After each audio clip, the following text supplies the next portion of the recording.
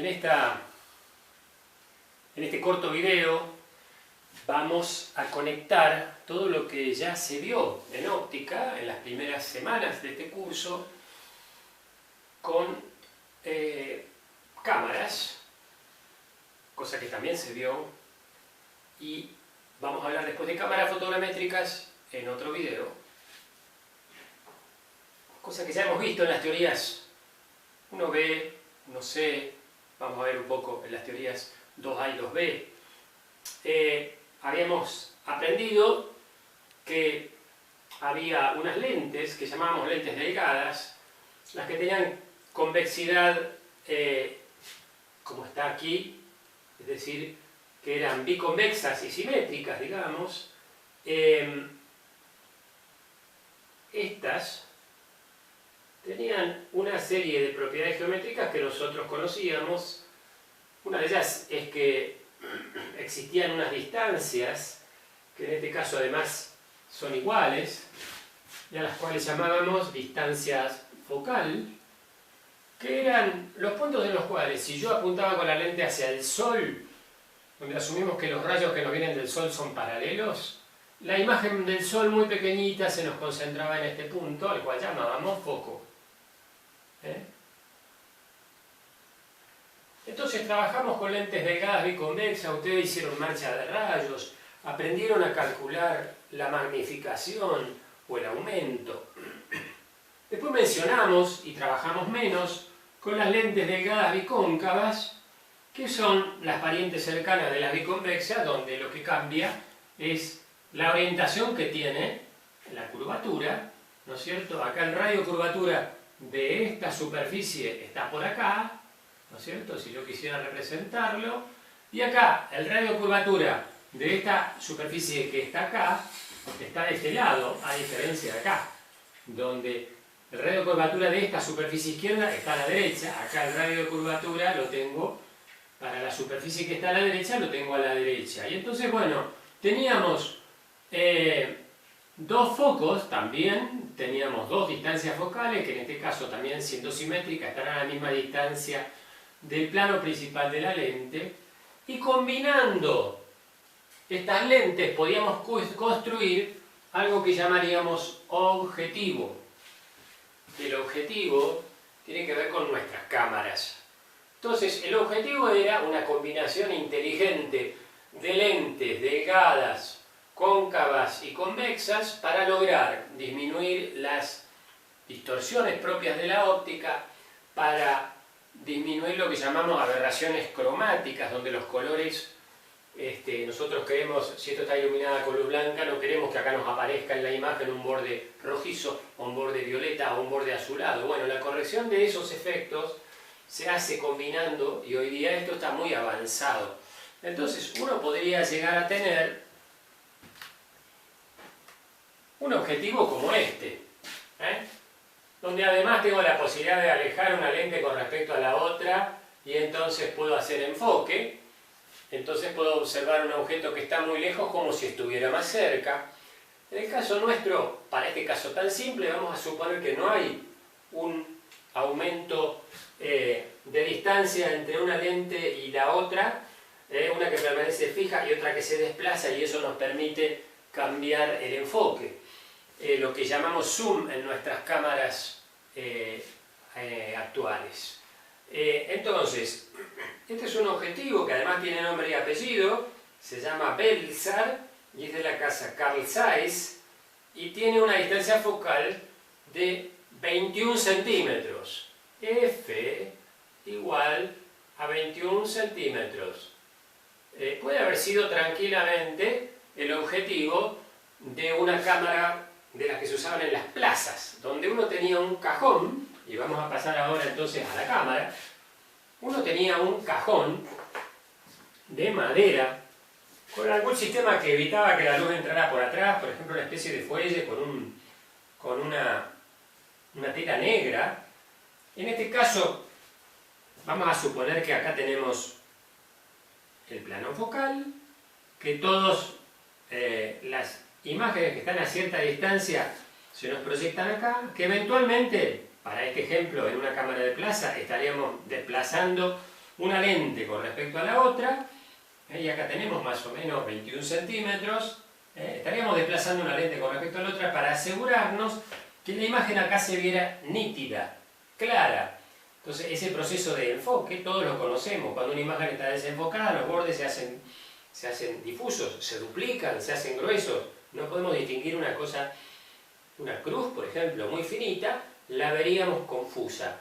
Y entonces desplazando esta lente, haciendo el enfoque sobre el plano focal, tendríamos una imagen nítida, que acá está dibujada en azul y que corresponde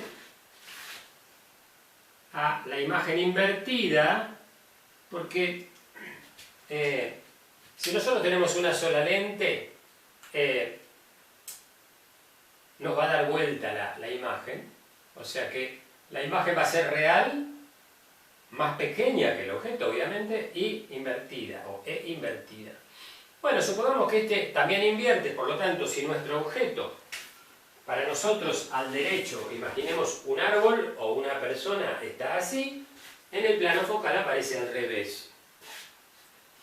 En este plano focal, nosotros en la antigüedad teníamos una placa de vidrio emulsionada con sales de plata que cuando recibía la luz copiaba, ¿no es cierto?, la imagen que estaba acá de manera permanente. Después con un proceso que se llamaba revelado, baño de corte y fijado, uno tenía el negativo y haciendo una segunda etapa obtenía un positivo. Después, en lugar de esa placa de vidrio, se puso una película, ¿no es cierto? Había un carretel, y en el caso de la fotogrametría, esto funcionó así durante muchos años. Había un carretel, ¿no es cierto? Y la película pasaba por el plano focal. Y de esta forma, nosotros teníamos una foto cada cierta cantidad de metros, de modo tal que cada una de las fotos representaba las adquisiciones que hacía el avión a lo largo de uno de los recorridos, palabra que ya conocemos por nuestras prácticas de fotogrametría. Entonces, esto giraba así, a cierta velocidad, y se sincronizaba, de modo tal que se obturaba, giraba un tanto para avanzar un cuadro más, se volvía a tomar una escena, giraba otro tanto y así. El aparato que comandaba esto se llamaba intervalómetro. Hoy se hace digitalmente, o se hace con un video que va tomando una foto atrás de la otra a razón de, por ejemplo, 30 cuadros por segundo. Entonces en un recorrido yo tengo a lo mejor 200 fotos y vuelvo y tengo otras 400 y vuelvo y tengo otras 600. Entonces voy a tener una sucesión de fotos que en este caso llamamos imágenes y que tienen una superposición preestablecida, 60, 70, 80, 90%, exagerando. Y de esa forma, con esa superposición, nosotros construíamos nuestros modelos estereoscópicos. Con esos modelos construíamos un bloque, ¿no es cierto?, de modelos estereoscópicos, y ese bloque constituía nuestra maqueta digital del terreno. Entonces, esta es esencialmente la secuencia que hemos venido viendo desde el punto de vista de la física, ¿no es cierto?, de la física aplicada, en este caso, a la obtención de imágenes para producir modelos en 3 dimensiones del terreno, es decir, tener la posibilidad de llevarnos a nuestro gabinete, a nuestra computadora, a nuestra notebook, una maqueta digital del terreno sobre la cual podemos medir. Entonces, había una serie de fórmulas matemáticas que habíamos visto para las lentes. Yo voy a usar la notación más antigua, que es la notación de Newton, pero ustedes usen la que vieron en las prácticas y recuerden, 1 sobre la distancia objeto más 1 sobre la distancia imagen es igual a 1 sobre la distancia focal. Y a los fines de nuestro trabajo en fotogrametría, y suponiendo que nuestra distancia al objeto es mucho más grande que la distancia focal, que acá la tenemos representada con esta F, suponiendo entonces que esta distancia es, por ejemplo, de 1000 metros y que en este caso nuestra distancia focal, caso del dron, es de 5 milímetros, hagan la cuenta y se van a tomar conciencia de que si la distancia objeto es muy grande y la distancia imagen es muy pequeñita, 1 acá sobre X, que es muy grande, con X mucho mayor que X', nos permite a nosotros decir, bueno, si esto es muy grande con respecto a esto, entonces mi imagen se va a formar en el foco, porque si esto tiende a infinito, 1 sobre algo que tiende a infinito se aproxima a 0, y entonces X' va a ser aproximadamente igual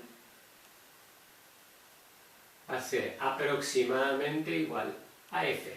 ¿Qué es lo que ocurre? Decimos que nuestras imágenes del dron, del avión tripulado, del satélite, están en el plano focal porque estamos trabajando enfocados a infinito.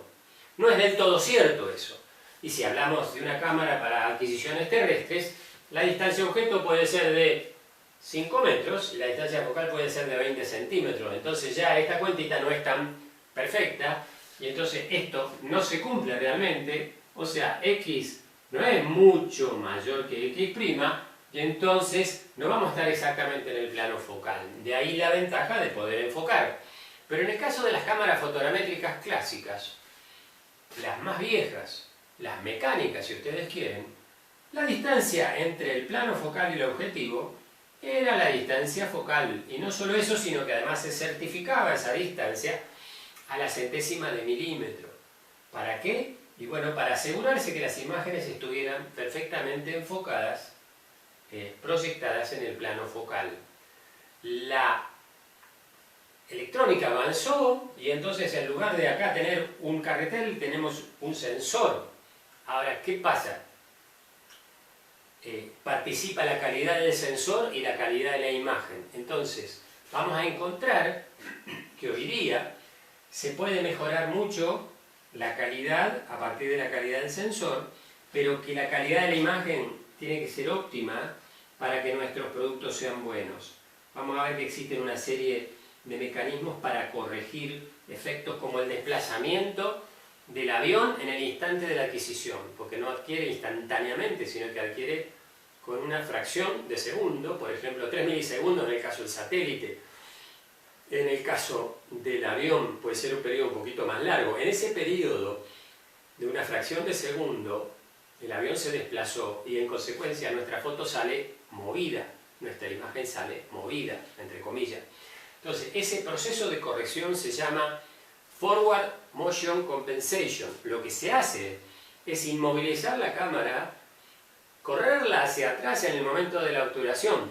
Y ese proceso que se hacía mecánicamente costaba mucho dinero, hoy día se hace electrónicamente. Y en consecuencia lo que se hace es evitar que aparezcan bordes poco nítidos y se hace muy evidente en las sendas peatonales de la calle o en las marcas pintura blanca o amarilla sobre el asfalto, la diferencia entre tener esta capacidad de hacer Forward Motion Compensation y no tenerla. Entonces, la síntesis de este pizarrón es esencialmente mostrarles a ustedes la cadena de conocimiento que fueron construyendo.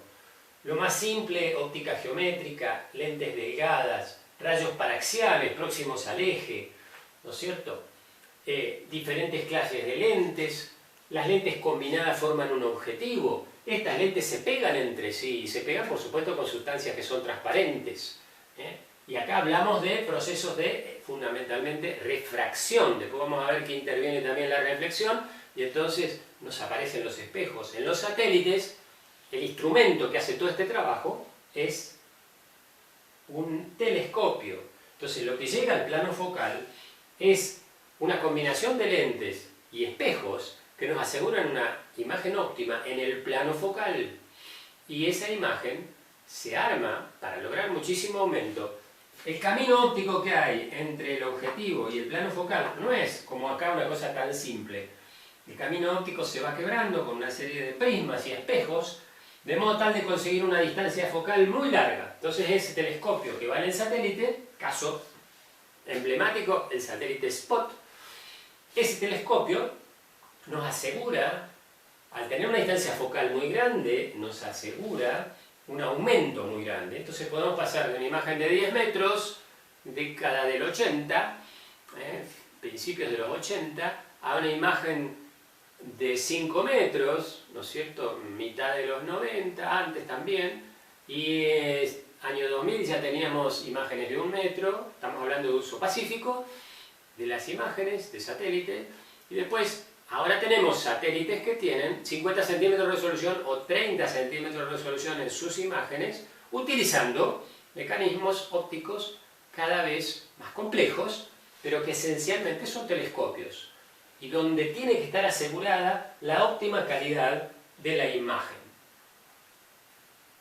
Seguimos en el próximo video llevando esto más lejos y ya trasladándolo a una condición de vuelo, donde esto ya no va a estar quieto, sino que se va a rotar en el espacio, y eso nos va a traer una serie de consecuencias que van a hacer que nuestras imágenes ya no sean tan perfectas como podíamos lograrlas en una condición estática, sino que vamos a tener algunos problemas que vamos a resolver a lo largo de nuestro trabajo, y en las prácticas ustedes lo van a ver.